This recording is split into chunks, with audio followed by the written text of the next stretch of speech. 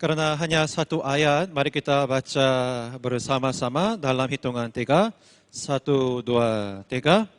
Seandainya aku berkata, aku mau berkata-kata seperti itu, maka sesungguhnya aku telah berkhianat kepada angkatan anak-anakmu. Amin. Pada akhir pergumulannya, pemazmur pasal 73 ini mendapatkan suatu kesimpulan, yaitu apa? Yang tadi kemarin kita telah mempelajari bersama-sama tentang kesimpulan, itu terdapat dalam ayat yang pertama. Next, itu apa? Allah itu selalu baik bagi mereka yang tulus dan bersih hatinya. Bagi mereka yang ingin menyenangkan Dia. Tadi pemazmur mengemukakan dulu kesimpulan. Itu apa? Allah itu selalu baik dalam situasi dan kondisi apapun. Dari kesimpulan ini kita bisa mengetahui bagaimana cara pemazmur menguasai dirinya dan bagaimana pada akhirnya dia dapat kembali menemukan keteguhan imannya. Saya kira tidak ada hal lain lagi yang lebih menguntungkan daripada saat kita membaca dan merenungkan kitab Mazmur seperti yang sedang kita lakukan sekarang. Karena di dalam kitab Mazmur ini terdapat banyak contoh pengalaman rohani yang dapat kita terapkan dalam kehidupan sehari-hari. Pemazmur dalam pasal ini juga tidak begitu saja mencapai posisinya sekarang. Dia mencapai semua itu setelah melewati proses yang panjang. Banyak tahapan-tahapan dalam prosesnya. Dan sekarang kita tinggal mencontoh apa yang telah pemazmur lakukan untuk bangkit dari tempat kakinya hampir terpeleset. Kepada iman yang tidak pernah tergoncangkan dan tergoyahkan. Selain itu, kitab Mazmur juga mengandung kedisiplinan kehidupan Kristiani.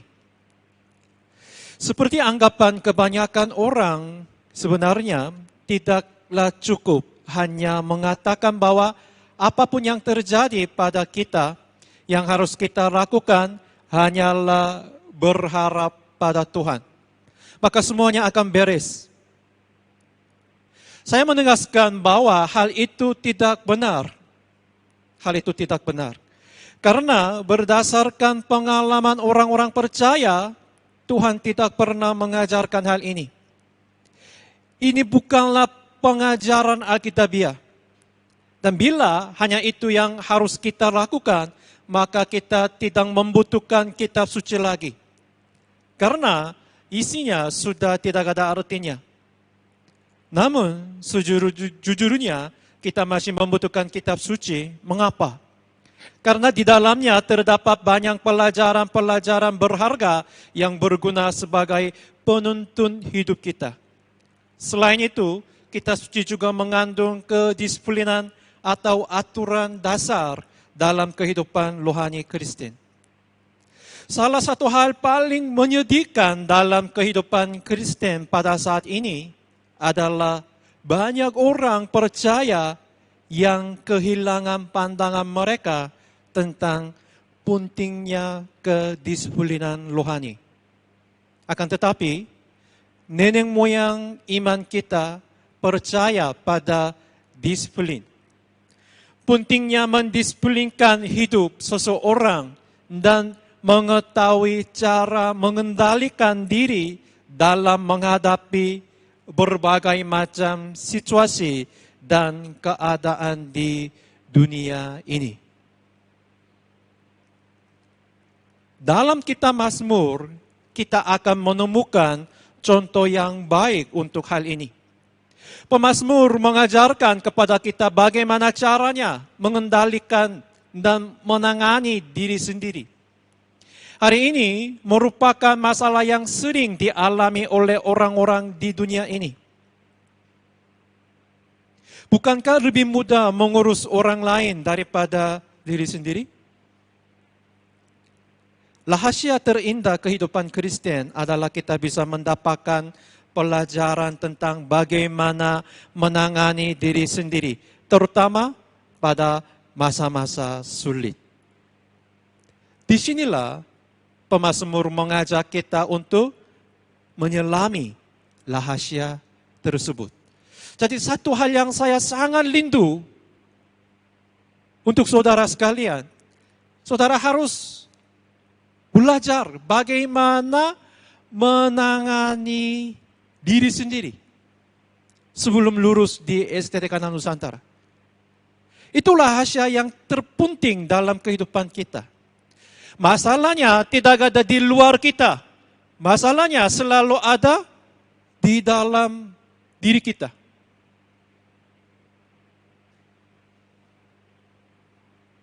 Manusia sering menyalahkan orang lain. Manusia pintar mencari alasan di luar diri sendiri. Jadi mereka berpikir karena itu mereka mengalami hal itu. Mereka tidak berusaha untuk mencari alasannya di dalam diri sendiri. Apa artinya orang tua saudara sekalian sudah bercerai? Maka apa artinya itu bagi kehidupan saudara sekalian? Itu bisa menjadi alasan saudara tidak rajin belajar. Itu bisa menjadi alasan di hadapan Tuhan.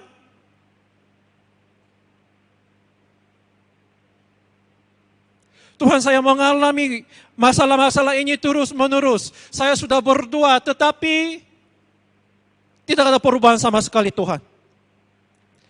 Hal yang sama persis itu juga dialami Rasul Paulus. Dia meminta terus kepada Tuhan, Tuhan ambillah duri kehidupan ini. Tapi Tuhan menjawab kepada Rasul Paulus, anugerahku cukup bagimu. Itulah jalan saya tetapkan bagimu. Udah. Rasul Paulus tidak berdoa lagi. Karena dia menerima rencana Tuhan.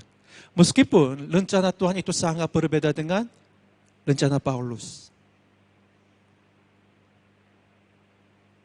Di sini ada seseorang yang tiba-tiba mendapat pencobaan yang begitu hebat. Sehingga dia hampir kehilangan keseimbangannya. Dia berada pada titik yang hampir membuatnya jatuh dalam pencobaan itu. Lalu dia menceritakan kepada kita hal apa yang menyelamatkannya. Hal apa yang melepaskannya dari pencobaan itu. Yaitu ayat ke-15 tadi yang kita telah baca. Kita baca sekali lagi ayat 15. Baca sekali lagi, 1, 2, 3. Seandainya aku berkata, aku mau berkata-kata seperti itu, maka sesungguhnya aku telah berkhianat kepada angkatan anak-anakmu. Apa yang dia lakukan? Metode apa yang digunakannya? Hal pertama, next. Yang dilakukannya adalah menguasai dirinya sendiri, menahan dirinya sendiri. Saya tidak tahu apakah dia benar-benar tahu mengapa dia harus melakukan hal itu, tapi kenyataannya memang begitu. Next, dia menahan diri untuk tidak mengatakan apa yang ada di ujung lidahnya. Kata-kata itu sudah ada di ujung lidahnya, tapi dia tidak mengatakannya. Kata yang telah keluar dari mulut saudara sekalian sangat berbeda dengan kata yang masih disimpan di dalam hati saudara sekalian. Ini merupakan hal yang sangat penting. Pemazmur menyadari pentingnya untuk tidak mengucapkan sesuatu dengan cepat dan untuk tidak hanya menuruti kata hati. Hal ini adalah hal utama yang berlaku untuk semua orang, bahkan untuk orang-orang di luar Kristen sekalipun. Itulah yang saya tekankan ketika memberi saran, yaitu ada hal-hal yang harus kita kerjakan sehubungan dengan disiplin rohani. Banyak orang yang begitu antusias untuk selalu berada dalam kondisi rohani tertinggi. Namun, hal ini pula lah yang menyebabkan mereka jatuh. Sebab mereka meremehkan langkah sederhana ini. Mereka tidak menghindari perbuatan yang dilakukan penulis Mazmur 116. Saudara tentu ingat apa yang dikatakannya. Dia membuat pengakuan yang sangat jujur.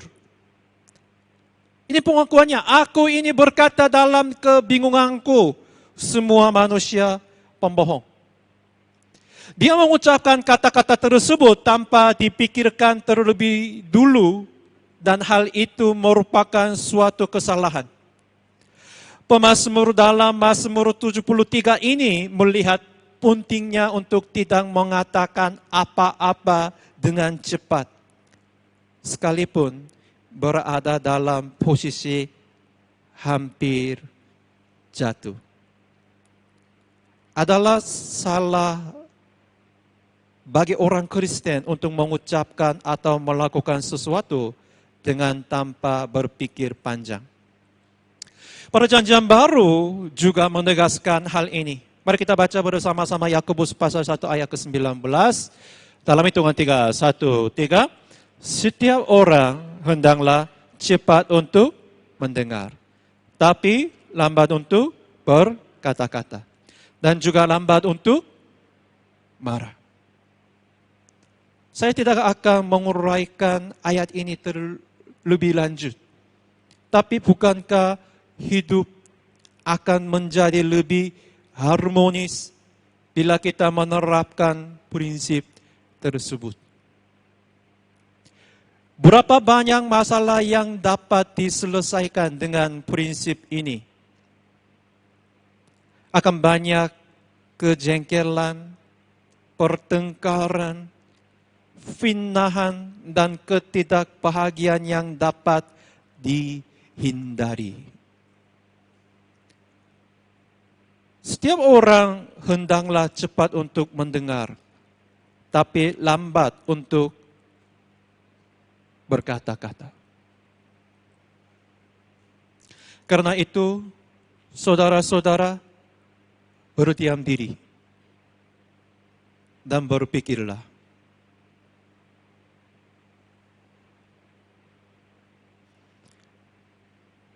Berdiam diri dulu dalam kondisi dan situasi apapun. Angin ribut, badai kencang, tapi hal yang pertama harus kita lakukan itu berdiam diri. Di depan manusia maupun di depan Tuhan. Jangan katakan sesuatu dengan cepat. Berdiam diri. Jika saudara tidak dapat berbuat apa-apa, berhentilah sejenak dan jangan bertindak gegabah. Pemazmur juga tidak bertindak gegabah. Dan itulah langkah pertama yang mencegah dia dari kejatuhan.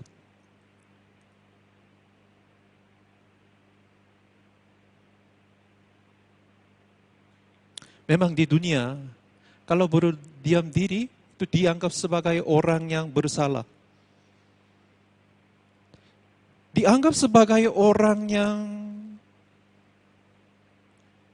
kurang pintar.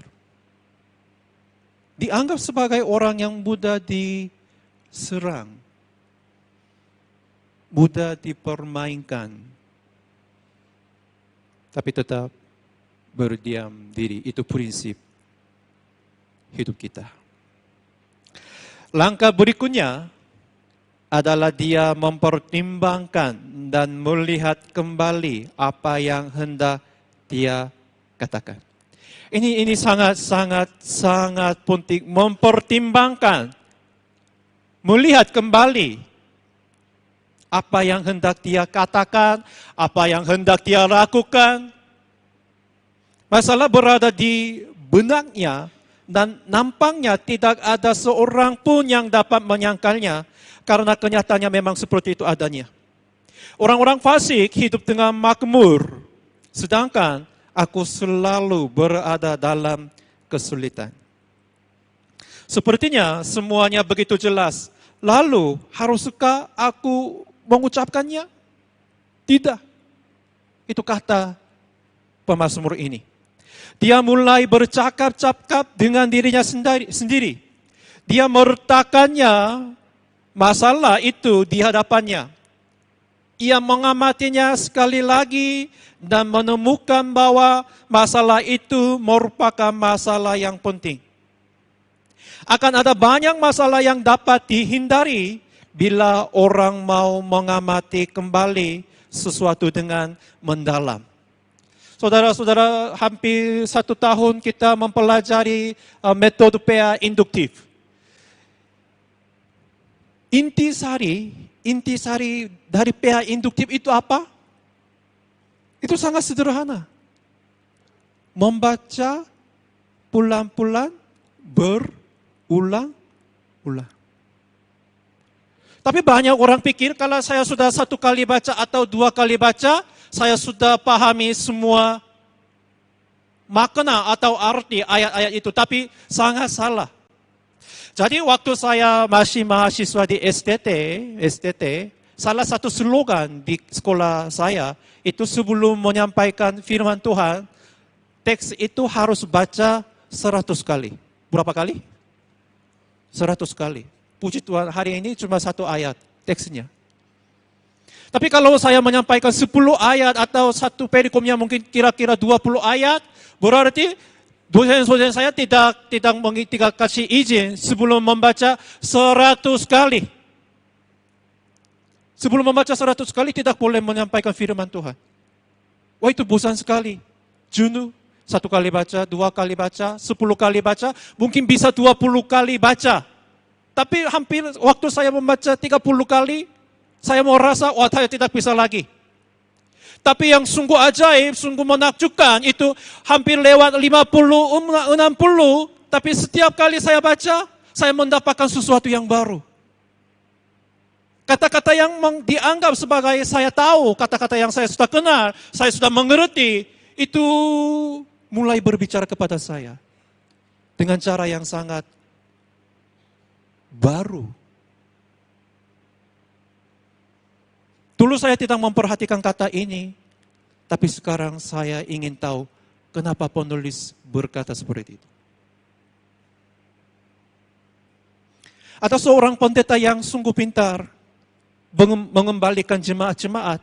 Ciri-cirinya, dia kalau pilih 1 lagu waktu ibadah, dia berulang-ulang menyanyikan lagu itu bukan hanya 1 atau 2 kali. Hampir 30 kali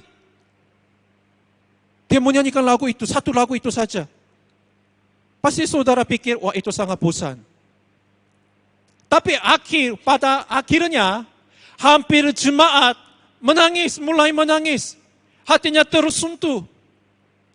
Dia hanya menggunakan 1 pujian saja.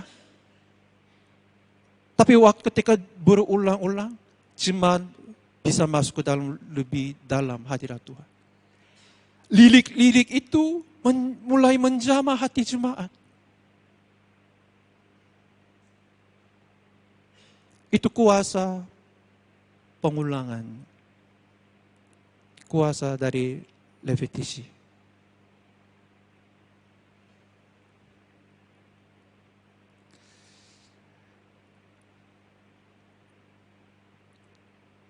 Apabila tiba-tiba pencobaan datang dengan kekuatan yang tersembunyi dan ketika semua perkataan nampak sia-sia, maka strategi yang bisa digunakan untuk melawan iblis adalah dengan mengamati masalah itu secara lebih mendalam.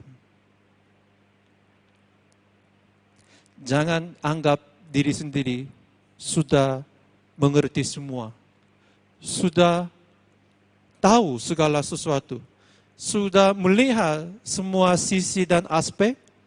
Tidak. Dengan melihat kembali masalahnya, mungkin akan dapat menyelamatkan Anda.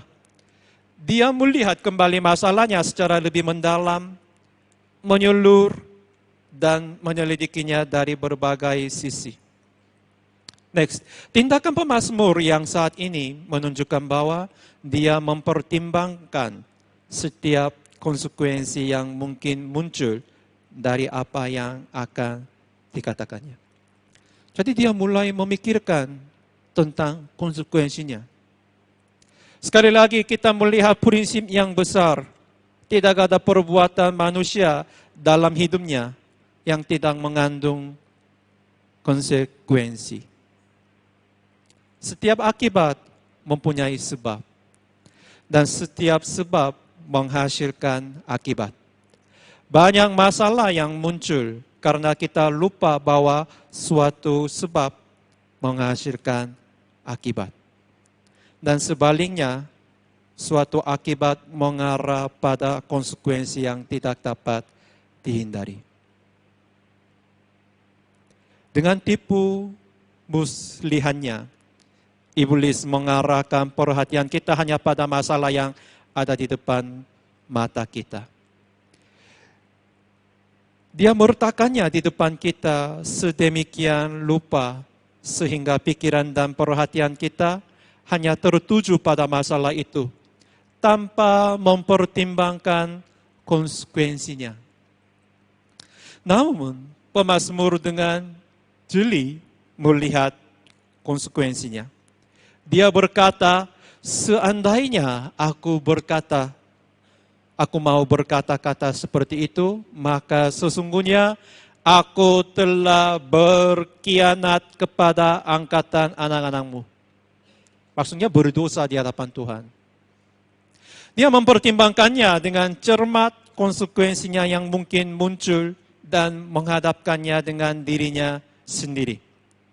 Alkitab memberikan banyak contoh, salah satunya adalah Nehemia. Seminggu yang lalu kita mendengarkan khotbah dari Nehemia. Nehemia harus menghadapi bahaya dalam hidupnya dan seorang musuh dalam selimut. Artinya, kelihatannya dia teman, tapi ternyata dia musuh. Yang datang kepadanya dan berkata demikian. Next. Engkau seorang yang baik, karena itu kau tidak perlu membahayakan jiwamu melalui apa yang kau kerjakan. Malam ini mereka mau datang membunuh engkau. Dia menyarankan supaya Nehemia melarikan diri dengan kata-kata yang manis, memikat dan seolah-olah memperhatikan keselamatannya. Kalau saja Nehemia menuruti kata-kata itu, maka seluruh bangsa Israel akan mempunyai sejarah yang berbeda. Saran tersebut seharusnya dituruti oleh Nehemia untuk keselamatannya. Tetapi dia menolaknya dengan tegas. Dia berkata, patutkah orang seperti aku ini melarikan diri? Nehemia mempertimbangkan konsekuensinya, apa yang akan dia terima bila dia menuruti saran tersebut. Dan ketika dia tahu apa konsekuensinya, dia menolak saran kawannya tersebut. Hal itu juga yang menyelamatkan penulis Mazmur pasal 73 ini. Dia melihat konsekuensinya dan segera menahan diri. Saudara-saudara, pasti ada yang teman-teman yang membujuk kita. Cuma ini satu kali. Enggak apa-apa sih. Tidak ada yang memandang engkau. Ayo. Pada waktu itu saudara harus mempertimbangkan apa? Konsekuensinya. Satu kali pun pasti menghasilkan akibat. Cewek-cewek harus menahan diri sebagai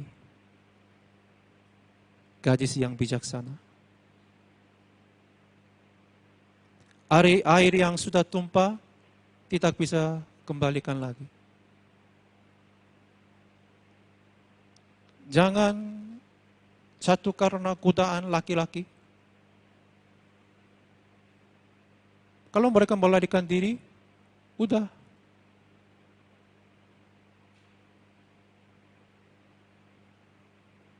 Tidak ada yang bisa bertanggung jawab. Harus menahan diri, menguasai diri. Kalau ini hal yang tidak diperbolehkan, oh udah, jangan pikirkan tentang hal ini lagi.